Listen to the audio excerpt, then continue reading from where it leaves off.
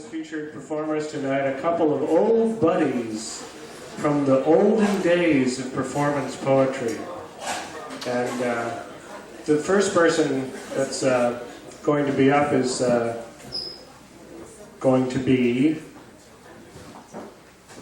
Tony Fitzpatrick. Tony Fitzpatrick is an artist, a writer, a poet. He's a radio personality too. He has a show called Art-O-Rama, which I believe is on Thursdays at 12:45.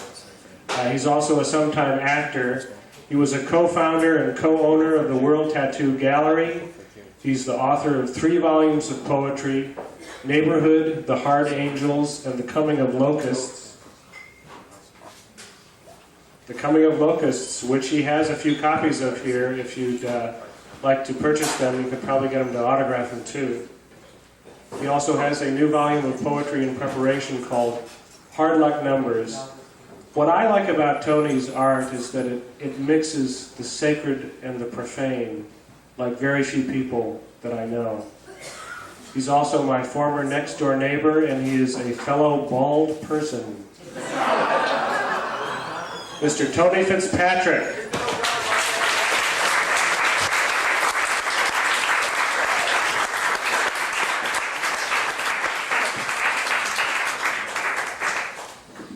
You know, I figured Smith would get me with the bald guy jokes.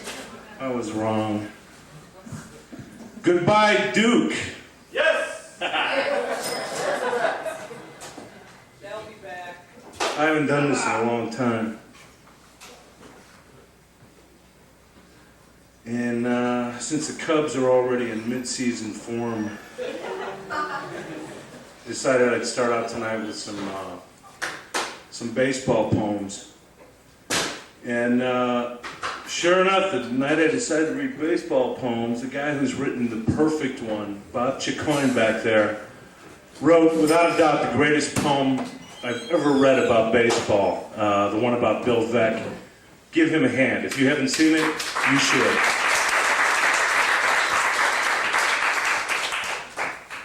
Satchel Paige was a pitcher who pitched in most of his career in the Negro Leagues. The first 7 decades of baseball were for white people only, which was unfortunate. But he got to play in Cleveland. Bill Veeck brought him in, and they lost count of how many no-hitters he threw. And a couple of years ago, I went to Kansas City and saw where he played for the Kansas City Monarchs, and was fortunate enough to meet some of his children, some of his grandchildren. And this poem is called A Poem for Paige. They looked like soldiers from the top of the hill. Leroy squinted and saw them swinging bats and laughing, chasing grounders and loping after easy pop-ups. He heard the scuttling music of bats swung 2 at a time, the shotgun crack of line drives, but mostly he heard the pitcher, slapping his fist into his glove, laying a long track of Alabama slang, thick as locomotive smoke and dirty as turtle water. And right there at the end of Franklin Street, looking down at the field, Leroy felt the game take his hand. He picked up a baseball and looked at its stitching, bloody and perfect, like a clean wound. He cupped the calfskin into his palm and held it like the head of a cobra. Leroy stared across a field of ditches at 2 thunderheads and thought they were the hands of God calling him. The clouds rolled their wrists around and taught him fastballs and sliders, forkballs and changeups. And the rain didn't fall on his mother's son, not that day. He felt only the lightning lick at his arms, soft as a rabbit's foot, and right there, his size 11 AAA feet danced. Between brick fights and the train depot, Leroy became Satchel, hoisting luggage a dime a bag, all except the last bag, the one full of hair tonic and mercy and baseball. The one headed for Chattanooga, Caracas, Cleveland, Kansas City. In every city, he threw the kind of fastballs you can't see at noon, hanging curves, sliders, and straight-up smoke. Fastballs that sing like falling bombs. And right there, from the pitching mound to home plate, Satchel learned how to jitterbug. He would forget how many no-hitters, strikeouts, and even his age. He would remember only the faces, coal black, brown black, broken-veined hillbillies, his poor, the hard-timers peering out from behind paper cups and cataracts, wishing on dust and fastballs, wishing on barrel beer and the music of mockingbirds, wishing on Satchel Paige to remove old curses on them as sure as cotton burrs, and right there when he smiled, they'd found a beacon. There were buses and planes and fields and the goose-flesh screech of air brakes in 100 different American cities, from Vine Street to Yankee Stadium. There was always a game, or a piece of half-cooked meat to angry up his blood, and goat's milk to pacify his stomach. There were Mr. Bryant's ribs in Kansas City, corn husk mush in Georgia, mangoes in Cuba. But mostly, there was daylight like to be drunk on. And right there, Satchel held the sun in his hands like a prayer. Innings ago, past too many graveyards to count, Union soldiers killed Confederate soldiers, automobiles were invented, and people starved outside of grocery stores. The wealthy watched polo, the poor watched Satchel Paige, like a one-man prayer wheel, constant as the roads, ageless as amber. He is remembered in Kodaks and on gun cards, in books and in newsreels. In Cleveland, in Kansas City, places where candles go out and the light still shines.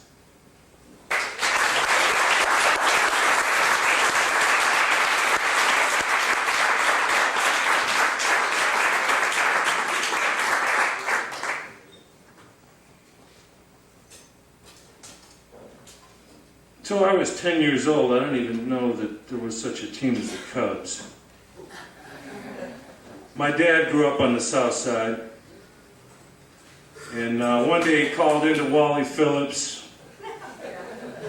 and he won the worst thing you can give a South Sider like him. He won Cubs tickets. And they were playing the Pirates. And my older brother had fucked up that day, so he took me. My older brother being the only infidel in the family, that is, Cubs fan. And I was lucky because I got to see Roberto Clemente play. And he threw out Randy Hundley from deep right field. And the big deal of it is that it was underhanded. All the way to home plate. And even the most jaded, degenerate Cubs fan got up and gave him a standing ovation. And then he did the funniest thing I've ever seen. He turned around to the outfield and he went, like Johnny Mathis, you know? And I never forgot him. And this poem is about him. He was 7 in Rio Piedras. He held the shell to his ear and he heard Ebbets Field, Shea Stadium, Wrigley Field. He heard them say his name. He scooped a handful of wet sand and forged the shape of a baseball. He threw it all the way to Pittsburgh on a fly. Roberto sprinting in hazy humidity. The heat of his ghost burning over the outfield grass under a blood-drunken sun. Roberto with the heart of a bull in each hand, with no shoes, with warm linen sand under his feet. Well-oiled leather, muscle, and bone. He'd take ivy from the wall and hold it to his face and breathe in the smell of the outfield, as toxic as ether. Roberto, snagging a line drive off his shoelaces, leaping and gliding like a kite in a storm. Running like hell and barely breaking a sweat, a horse like him would be called a thoroughbred. Clemente, throwing guys out from right field, underhanded. The shaman runners found between first and third, ready as a cobra, the corner of right field, all his. Clemente, 15 years after your airplane burned, the Pirates are in last place. Ty Cobb's record has been broken. Willie Mays retired. Roger Maris is dead. In baseball, in living, time is the surest poison. But baseball remembers, because the other day a swan with a black face and billowed wings landed in somebody's right field like God's own bouquet, and she looked for you.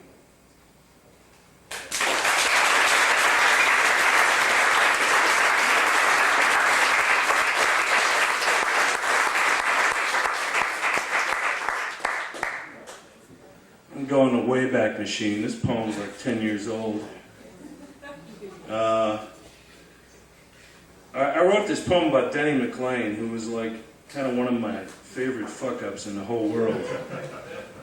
And when I wrote the poem about it, he was in jail on gambling and extortion and, you know, I don't know, whatever he went for. And I actually sent him a copy of the poem, and he sent me back this postcard full of like Bible quotes. You know? he was using the Jesus shuck to get out of jail, you know? So then he got out of jail, and now he's driving around a Corvette, he's got a radio show, he's making more money than me, you know. But when I wrote this, I believed it like I believed nothing else. And this poem's called Denny McLaughlin. Vain men dug in on you, choked up on their backs, gave you the shit eye, and swallowed real hard. And you wound up like a shotgun leveled at the chest. You threw them smoke. They swung like gates, like idiot puppets, like men with no eyes. You threw fire. You were the only good thing about 1968. James Earl Ray saw to that, he and his hateful kind of voodoo. That summer you touched the vacant shoulders of Dizzy Dean, and for a time we, the people, forgot the war in Asia, the war in Detroit, the war in Chicago. Riots, burnings, weepings. You were our lightning. In a summer of flashing lights, horrid Kodak images, Richard J. Daley and his orders, you were the Cobra. The 68 series, 17 Cardinals, zombie-like with bats that could be nothing more than sticks. That day they learned not to slum down your street unless they could hit a shadow or swallow smoke. You were a bullet. And autumn came to you, like in all baseball, rabbit fast until your hands grew small and idle, yet wanting for another piece of Cy Young. You were our cannon, and the dark things slid their arms around you and reached for your wallet to count, joke, slick, and deal backhand, fattening you, counting out the fish. And the sweet thing cuffed you, put you in jail. You are a blur like a fastball high and inside. You await summer's sound and touch, its sweaty leather grease drain spelled out on the scoreboard, a forgiving summer, a summer with a memory.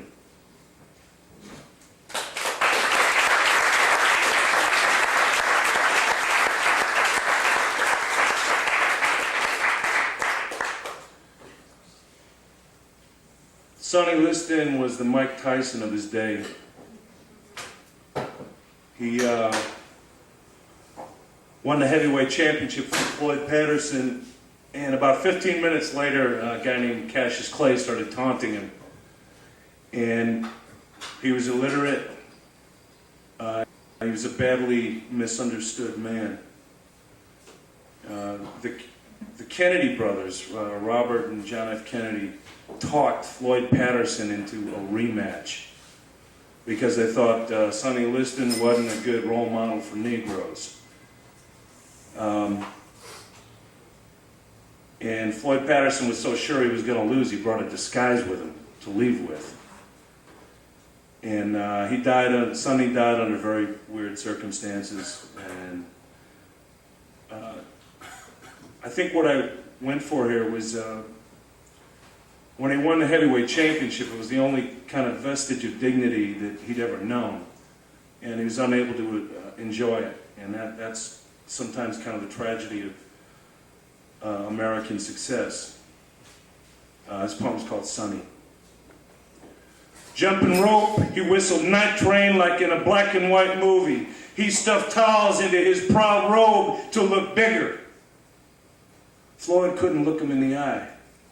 Floyd would say, he's walking homicide. Floyd would say, there are 10 jails on this planet that don't want him, why should I? Sonny of ice and nails and pig hearts, who ate from the garbage and dry hustled his soul. Sonny of the ditch, Sonny of battered children hiding in dirt. Throwing jabs enough to snap Floyd's head back, he let him know he wasn't here for no fooling. And Floyd went easy. He couldn't get inside and he ate punch after punch while his knees turned to jello. Floyd felt his mouthpiece fly out of his mouth. He shut his eyes tight and he took the count. Too sad to cry, he left Comiskey Park in a fake beard. Sonny of rocks and bars and bloody mud, who wore diamond rings and couldn't find grace. Sonny of caves, Sonny with a heart full of moths eating him dry and slow.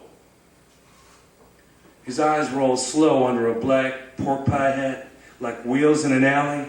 He stuffs the long money into both pockets to let everybody know he ain't in Vegas to park cars, Jim.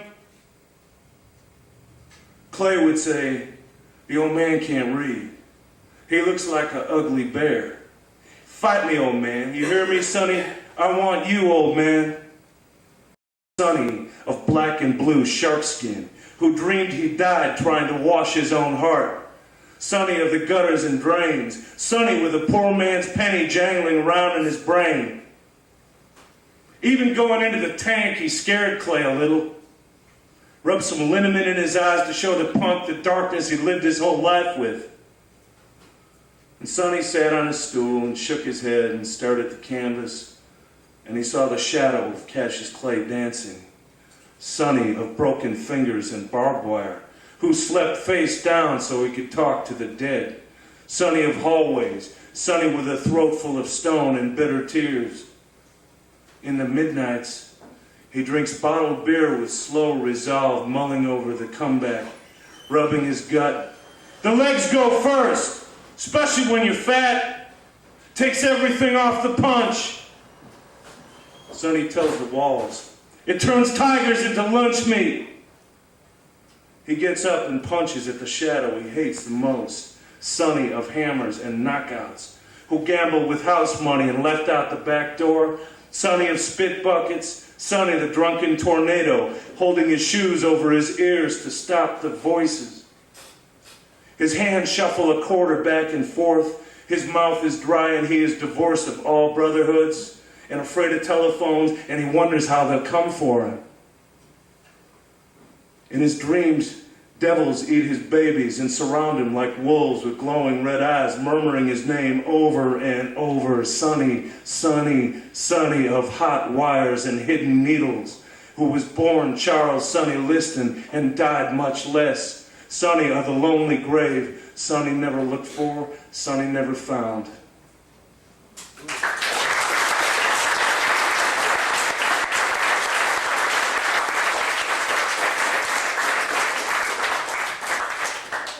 Let's pick on Elvis.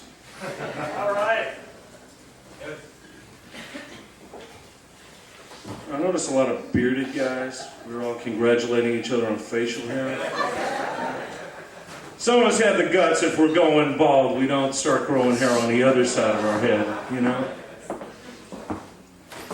This is about Elvis Presley. I misspent some time in Memphis with both Mark Smith and Paul Ryan, and I lived through it. And we paid a visit to Elvis country. And this is about Elvis's ghost. It's called Memphis Ghost. The melon fields were all lit up for night picking, for harvest, with little lights that looked like a loner's semaphore from far away. Elvis walked through the field, cursing his broken truck, and he was still dead. And he had a body full of new tattoos. He drove a truck now, which was the thing he did best before becoming the king of rock and roll. He was searching for the ghost of his dead twin, Jesse. And he figured Jesse's ghost had to be somewhere between Tupelo and Memphis. And he would search every shadow and every bus. He would search the cab of every Peterbilt truck and the eyeshadow of every moon. And if it felt like rain, he would search the pines and the cottonwoods, the culverts and under bridges. Elvis looked down at the mud around his feet. It was as red and warm as the blood of the soldiers and slaves that died here. Mud for growing and dying for, the bloody cradle and mother of the South.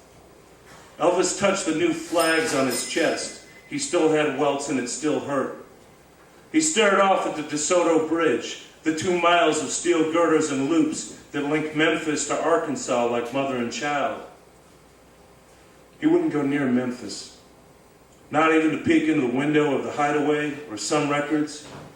Not even to rub his hand on the stone of his mother's grave. Not even to see his Cadillacs, his airplanes, or his old Les Paul. He wanted only to find Jesse's ghost and reach out across the whistling miles and graves between them. Elvis felt the wind go right through him.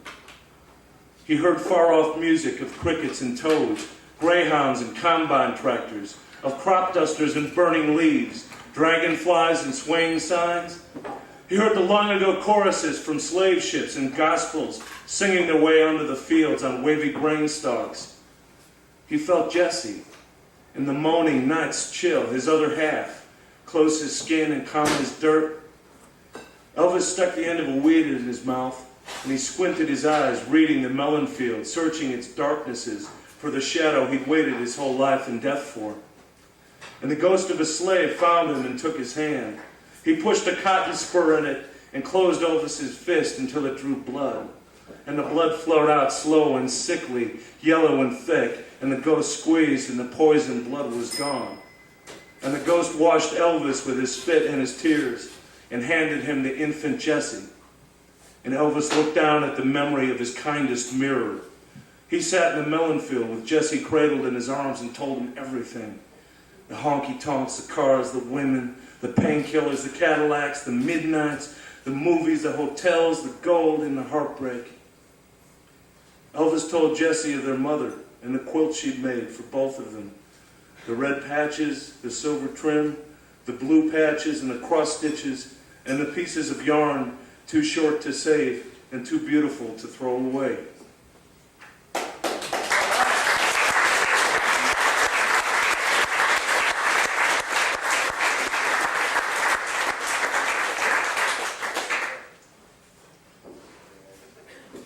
You had to know I'd be pimping a book tonight, right? It's $10, and this is the title poem. It's about Bonnie Parker, who was the first woman in American history to scare the hell out of people. It's called The Coming of Locusts. There was no television then to lull you to sleep at the end of the night, with star-spangled banners and lying TV preachers. There was the honest lightning of Tommy guns and bouncing headlights, scrambling away from sirens, Tin Lizzies and Studebakers making their way between wars and tubercular fathers. There was corn liquor and weeping bucket beer carried by children through polio and diphtheria. There was Bonnie Parker, bleeding in a back seat, all the while touching herself to a dreadful, lonely shudder. And all around her, the dirt-lined faces of Americans watching her through a veil of awe in the car window that whispered, "That's Bonnie Parker, isn't she pretty?" In her sleeping fever, she dreams of cricket cages, one on top of another, of China dolls riding on shooting stars, of fish hooks hanging from the moon, of emeralds winking from ditches. She even half sang to herself the lullaby her mother put her to sleep with. My Bonnie lies over the ocean. There was no such thing as a condominium. Men bought houses. Women made them homes. Begonias and daylilies grew under porches. Milkmen were jockeys. Icemen were hunchbacks in woolen pants even on the hottest days. There were cars then. Big shark cars, Christ almighty Detroit steel cars, as loud and proud as outlaws. Cowboys got off horses and strapped on steel. Lord have mercy, steel. And there was Bonnie Parker and her flaccid, murdering man, leaning on a big yellow Hudson, cleaning their pistols and smoking cigars, thinking about blood and rain and dust, hearing faraway children chasing up and down the sandhills, laughing loud enough to scare the birds away. Bonnie built nests out of toothpicks and hair from her brushes. And Clyde said, "They're pretty, hon. They're just divine." And he gave her that flaxen smile and rattlesnake's wink, and Bonnie'd hate him enough for all of her absent children. In her sleeping fever, she dreamed of a shotgun filling her with babies, of a waxed mustache on a Jesus painting, of an alligator's eyes coming to her like headlights, the smell of gasoline on her father's hands. She dreamed of her mother all pink and flustered, laughing, telling her how she jumped the first time she heard a locomotive train, and how the handsome Pullman man helped her on the train, his shiny shoes, his brass buttons. There was no airplanes then, leastways not for hillbillies, with their skinny goats and their wagons full of trash. There was the honest thunder of railroads built by Chinamen and burglars, chained foot to foot like a bastard ribbon across prairies and hills. Unshaven men, bug-eyed men, men rail thin, walking dead and toothless, men jealous of the lightning bugs. There was Bonnie Parker, running from her man, through a burning cornfield, running toward her mother, begging her nearer to wash away the bullets and broken glass, the dumbness of dead faces, and the vacancy of runaway miles. And the cornstalks fell in front of her like breaking pony legs, the whole field quiet like something hurt. The only thing you could hear were her legs running away and his heart begging her not to. It was like they were weaved together and pulled apart for all of the scarecrows to see. In her sleeping fever, she dreams of circus horses falling through clouds, of mockingbirds flying in fire, of diamonds hidden in the wine, of sand crabs running to the sea, of coffins played like the radio. There were mothers then, behind every wire fence, hunched over bills they couldn't pay, wearing housecoats and aprons, with widow webs of veins around their ankles from worry. Mothers ruling their own American porches with fly swatters and screen doors. Mothers holding rosaries and ribbons, face powder and prayer cards. Mothers cursing their runaway daughters' empty sweaters. Mothers waiting for all the churches to burn down.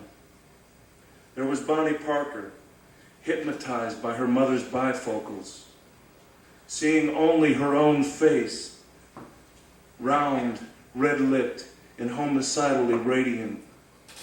In her sleeping fever, she dreams of churches burning to black holes in the dirt, of Texas bluebonnets growing wild from open graves, of her mother's ruined mouth, of locusts born in the dirt and coming to sing, of gardens turned over and forgotten.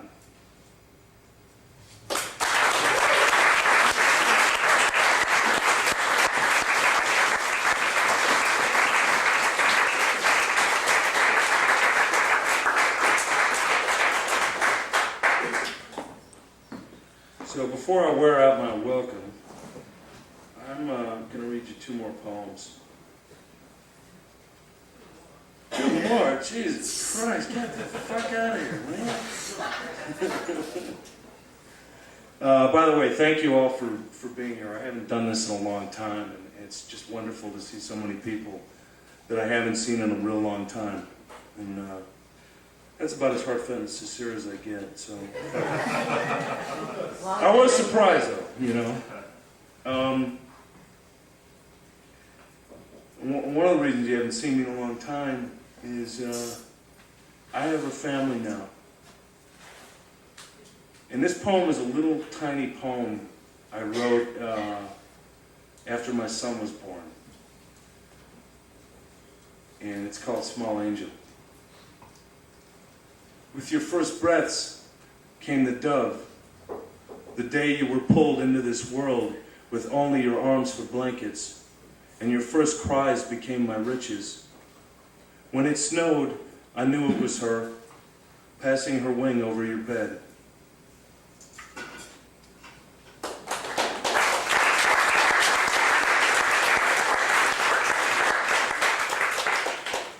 Also, this is we're all entitled to one like wimpy love poem, you know.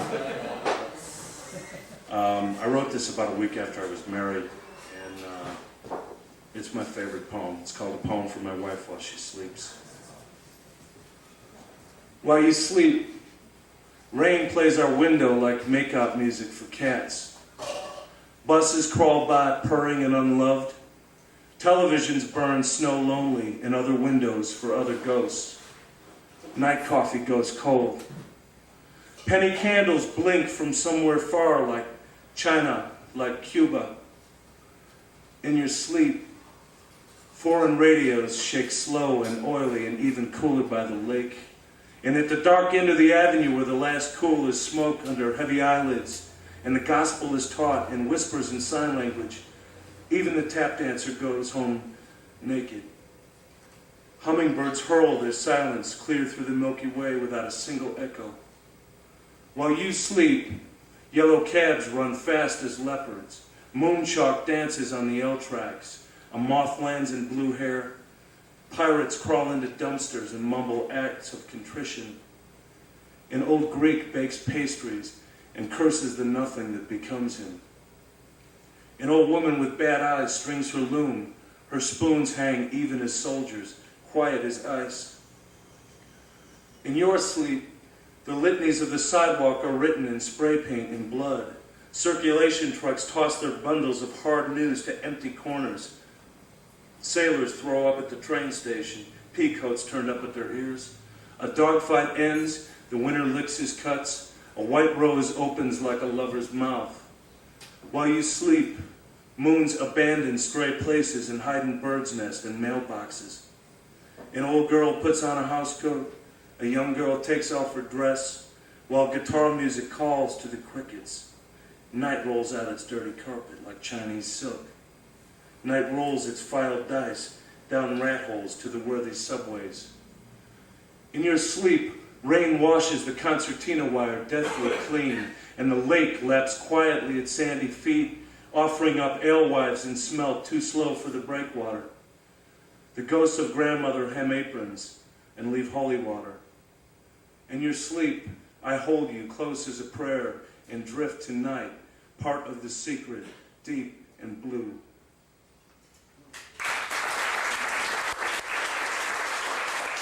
Thank you. Peace.